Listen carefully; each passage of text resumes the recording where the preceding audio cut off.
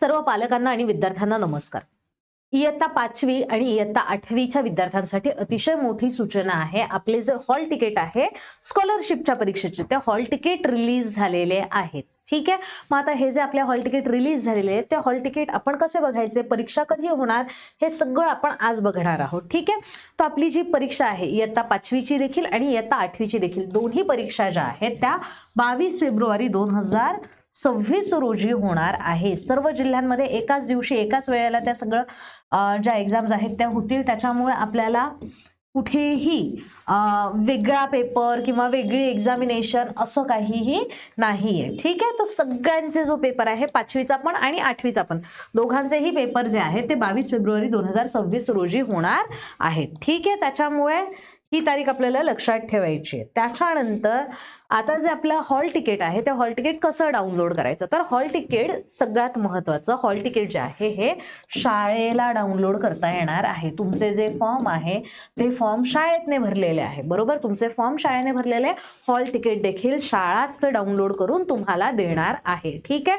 त्याच्यामुळे तिथे तुम्हाला काहीही करायचं नाहीये, फक्त तुमच्या शाळेमध्ये जाऊन तुम्हाला सांगायचं आहे की आमचे हॉल तिकीट रिलीज झाले, तुम्ही ते डाउनलोड करून आम्हाला द्या. ठीक आहे. मग आता शाळा कशा पद्धतीने डाउनलोड करणार आहे ते पण मी तुम्हाला एक सांगते. खूप काही तुम्हाला याच्यामध्ये काही काम करायचं नाहीये, परंतु एक फक्त तुम्हाला माहिती पाहिजे म्हणून.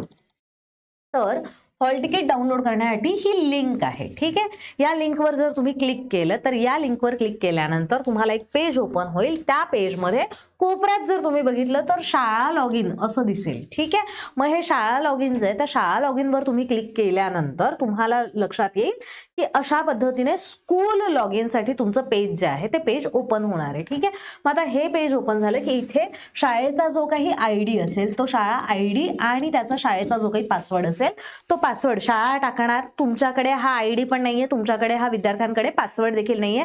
हा पासवर्ड आणि ID फक्त आणि फक्त शाळेकडे अलॉट झालेला असतो, त्याच्यामुळे तो तुमच्याकडे नाहीये. शाळा लॉग इन करणार आणि त्याच्यानंतर तिथे एक लिस्ट ओपन होणार. त्याच्यातनं शाळा प्रत्येकाचं जे काही ऍडमिट कार्ड आहे ते ऍडमिट कार्ड डाउनलोड करून प्रिंट आउट करून ते तुम्हाला दिलं जाणार आहे. ठीक आहे. म्हणजे शाळेकडनं तुम्हाला प्रिंट आउट सुद्धा मिळणार आहे. आता हे जे तुमचं ऍडमिट कार्ड असेल अशा पद्धतीने ऍडमिट कार्ड आहे. ठीक आहे.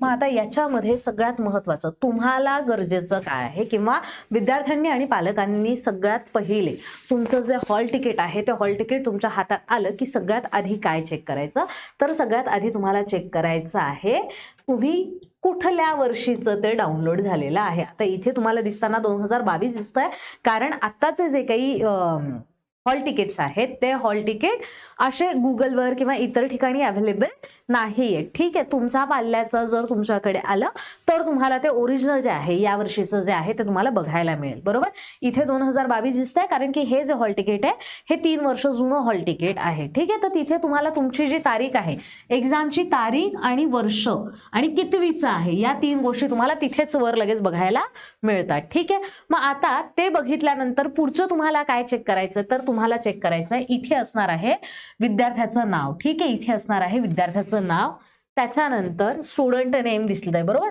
स्टुडंट नेम, त्याच्यानंतर आईचं नाव, विद्यार्थ्याचं जेंडर, कॅटेगरी, या 3 गोष्टी तुम्हाला चेक करायच्या आहे बरोबर आहेत की नाही. तुमचा फोटो, विद्यार्थ्याचा जो फोटो अपलोड झालेला आहे तो फोटो बरोबर आपला स्वतःचाच आहे की नाहीये हे सुद्धा तुम्हाला चेक करायचं आहे. या सगळ्या गोष्टी चेक करून झाल्या आणि त्या तुमच्या स्वतःच्याच असतील तर वेल अँड गुड. पण याच्यामध्ये जर कुठेही तुम्हाला असं आढळलं की फोटो चुकलेला आहे किंवा नावामध्ये काहीतरी गडबड गोंधळ झालेला आहे किंवा आईच्या नावामध्ये, जेंडरमध्ये, कॅटेगरीमध्ये, याच्यामध्ये तुम्हाला कुठेही काहीही गडबड गोंधळ जर वाटला, तिथे कुठलीही शंका जर तुमच्या मनात आली तर लगेच तुमच्या शाळेसोबत संपर्क तुम्हाला करायचा आहे आणि तिथे तुम्हाला शाळेत सांगायचं आहे की इथे इथे ही गोष्ट जी आहे ती चुकीची आलेली आहे. ठीक आहे. त्याच्यानंतर चेक करायचं आहे इथे सेंटर नेम जे आलेलं आहे ना, वर स्कूल नेम आहे, वरची जी आहे ती वरची पहिली लाईन तुमची स्कूल नेमची आहे. बरोबर, मग स्कूल नेम जे आहे ते ज्या शाळेत तुम्ही शिकताय त्या शाळेचं नाव असणार आहे आणि सेंटर नेम जे आहे ते तुमचं ज्या ठिकाणी परीक्षा होणार त्या शाळेचं किंवा त्या ठिकाणाचं नाव असणार आहे. ठीक आहे. मग आता तुमचं शाळेचं नाव झालं, सेंटर नाव झालं, त्याच्यानंतर तुम्हाला चेक करायचं आहे एक्झामची तारीख. ठीक आहे. आता एक्झामची तारीख मी तुम्हाला सांगितली की तुमच्या एक्झामची तारीख आहे 22 फेब्रुवारी 2026. तर ती तारीख इथे तुम्हाला अशा पद्धतीने दिसणार. बरोबर, 22 फेब्रुवारी 2026. ही आता तुमची लिहिलेल्या मटेरियलमध्ये असू शकते किंवा वर्डमध्ये असू शकते. त्याच्यानंतर असणारे तुमचा वेळ, तुम्हाला 2 पेपर आहे, पेपर 1 आणि पेपर 2. पेपर 1 मध्ये आहे फर्स्ट लँग्वेज आणि गणित, पेपर 2 मध्ये आहे तुमचं थर्ड लँग्वेज आणि बुद्धिमत्ता चाचणी. ठीक आहे, तर अशा पद्धतीने तुमचे 4 विषय आहेत आणि 4 विषयांचे मिळून तुम्हाला 2 पेपर आहे, पेपर 1 पेपर 2. दोघांची वेळ जी आहे ती वेळ व्यवस्थित बघायची आहे आणि वेळेच्या पूर्वी कमीत कमी 1 तास आधी तरी आपल्याला तिथे सेंटरवर जायचं आहे. ठीक आहे, खूप जास्त उशीर करायचा नाही. का उशीर करायचा नाही? कारण की त्याच्याने सुद्धा आपल्याला आत नाही घेतलं किंवा जाताना काही इश्यू झाला तर ह्या सगळ्या गोष्टी थोड्याशा लक्षात ठेवून आपल्याला थोडंसं वेळेच्या आधी पोहोचायचं आहे. ठीक आहे, पहिला जो पेपर आहे तो 75 मार्कांचा आहे, 75 प्रश्नांचा आहे, 150 मार्क तुम्हाला मिळणार आहे. दुसरा जो पेपर आहे तो देखील 75 प्रश्नांचा आहे आणि त्याला सुद्धा 150 मार्क तुम्हाला मिळणार आहे. अशा पद्धतीने तुमचं हॉल तिकीट आहे. हॉल तिकीटला अजून खाली एक तुम्हाला बघायला मिळेल. अशा पद्धतीने ते कंटिन्यू होतं. इथे आपल्याला बऱ्याच सूचना ज्या आहेत त्या बऱ्याच सूचना आपल्याला आलेल्या असतात, दिलेल्या असतात. पुन्हा तुम्ही काय करा, एकदा शांततेत तुमचं हॉल तिकीट मिळालं की त्या ज्या काही सूचना असतील, जसं तुम्हाला कुठलंही डिव्हाइस नेता येणार नाहीये, म्हणजे तुम्हाला टॅबलेट, मोबाईल, कॅल्क्युलेटर वगैरे नेता येणार नाहीये. त्याच्यानंतर पेपर सुरू व्हायच्या किती वेळ आधी तुम्हाला तिथे उपस्थित राहायचं आहे. या सगळ्या ज्या काही सूचना आहे, कुठला पेन वापरायचा, काय करायचं, ह्या सगळ्या सूचना इथे दिलेल्या आहेत. ठीक आहे, त्याच्यामुळे त्या सगळ्या सूचना शांततेत आधी वाचायच्या आहेत. ठीक आहे, तुम्हाला हॉल तिकीट मिळालं की आधी त्या सगळ्या सूचना वाचायच्या, त्यानुसार परीक्षेची जी तयारी आहे ती आधीच तयार करून ठेवायची. म्हणजे काय, कुठला पेन लागणार, उत्तरे नोंदवण्यासाठी निळ्या किंवा काळ्या शाईचा बॉल पेनाचाच वापर करायचा आहे. तुम्हाला जेल पेन किंवा शाई पेन चालणार नाही. ह्या छोट्या छोट्या ज्या गोष्टी आहेत ना, ह्या छोट्या छोट्या गोष्टींचा आपण आधीच लिस्ट आउट करून ठेवायची आणि त्यानुसार तयारी जी आहे ती तयारी आपण करून ठेवायची. ठीक आहे, हे झालं आपलं 5वीचं आणि 8वीचं. आता 4थी आणि 7वीची परीक्षा कधी आहे, तर 4थीची आणि 7वीची परीक्षा असणार आहे 26 एप्रिलला. बरोबर, अजून आपल्याकडे बराच वेळ. मग जर तुम्ही अजूनही अभ्यासाला तयारी सुरू केलेली नसेल किंवा तुम्ही तयारी सुरू केली आहे पण तुम्हाला तुमच्या तयारीमध्ये कमतरता जाणवते किंवा अजून तुम्हाला तयारी वाढवायची आहे जेणेकरून तुम्हाला स्कॉलरशिपची परीक्षा जी आहे ती 101% तुम्ही पास व्हाल, असं जर तुम्हाला करायचं असेल तर इग्नाइट पाठशालाकडनं आम्ही घेऊन आलेलो आहोत नवीन 2 बॅच. एक आहे इयत्ता 4थी स्कॉलरशिप परीक्षेची बॅच आणि दुसरी आहे इयत्ता 7वी स्कॉलरशिप परीक्षेची बॅच. दोन्ही ज्या बॅच आहेत, दोन्ही बॅच तुम्हाला ऑनलाईन स्वरूपामध्ये आढळतील. ठीक आहे, लाईव्ह लेक्चर्स आहेत, लाईव्ह सोबत रेकॉर्डेड लेक्चर सुद्धा आहेत. दोन्ही बॅचेसची फीस जर तुम्ही बघाल, तुम्ही 4थीचे विद्यार्थी असू द्यात किंवा तुम्ही 7वीचे विद्यार्थी असू द्यात, फी फक्त 499 रुपये. 499 रुपये तुम्हाला एकदाच भरायचे आहेत आणि एक्झाम होईपर्यंत तुमची जी बॅच आहे ती बॅच तुम्हाला कधीही बघता येणार आहे. ठीक आहे, म्हणजे असं नाहीये की ऍडमिशन घेताना 499 भरायला लावले, परत पुढच्या महिन्याला भरायला लावले, परत नाही, एकदाच तुम्हाला 499 रुपये भरायचे आहेत. जी काही बॅच आहे, बॅच आपली 12 जानेवारी 2026 रोजी सुरू झालेली आहे. परंतु मग आता तुम्ही म्हणाल की आज जर आम्ही बॅच घेतली तर मागचे लेक्चर मागचं बुडणार आहे का? नाही, आपले सगळे लेक्चर जे आहेत ते रेकॉर्डेड फॉर्मॅटमध्ये सुद्धा उपलब्ध आहे.